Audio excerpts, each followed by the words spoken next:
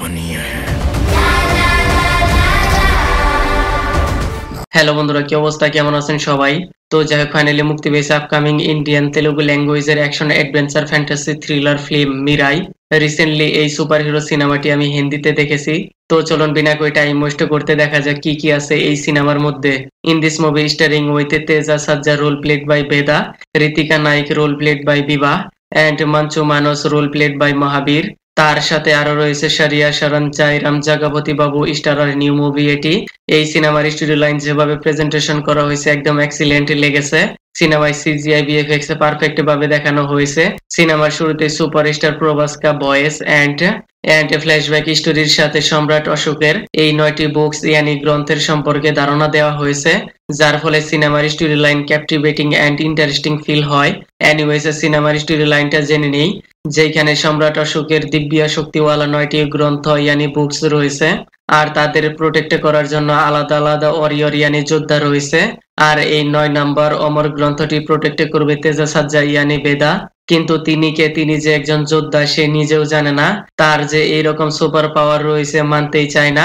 He is a ordinary man. কিন্তু বিবাহ তাকে অনেকভাবে রিয়েলাইজ করাতে চায় you are a extraordinary superior. সে যা করে সব কাজ ভালো হয়ে যায়। তারপর সুপার পাওয়ার ওয়ালা স্টিক ইয়ানি মিরাই কিভাবে হাসিল করে তাও দেখানো হয়েছে।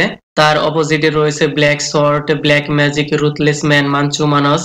তার ছোটবেলার ফ্ল্যাশব্যাক স্টোরিও দেখানো হয়েছে।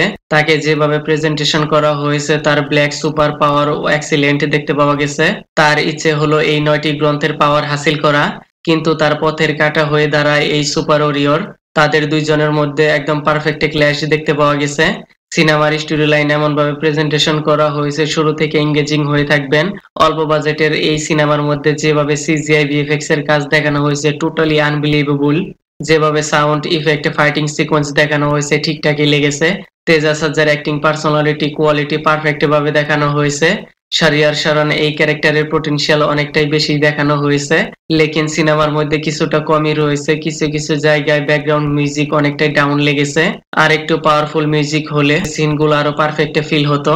তারপর সেকেন্ড হাফে কিছু কিছু জায়গায় কমেডি ওয়ার্কিং আবার নট ওয়ার্কিং। এরপর ক্লাইম্যাক্সে শিরামওয়ালা সিন তেমন ভাবে দেখানো হয়নি। আর একটু ডিটেলস হলে আরো ইন্টারেস্টিং ফিল হতো। ওভারঅল সবকিছু মিলিয়ে ইটস রিয়েলি গুড মুভি। তো যাই হোক, আমি আর কিছু বলবো না, মন চাইলে আপনি সিনেমাটি দেখতে পারেন। একদম ফ্যামিলি ওরিয়েন্টেড সিনেমা। ওকে দেন, ভিডিওটি কেমন লেগেছে আপনার? ধন্যবাদ, দেখা হবে পরের ভিডিওতে।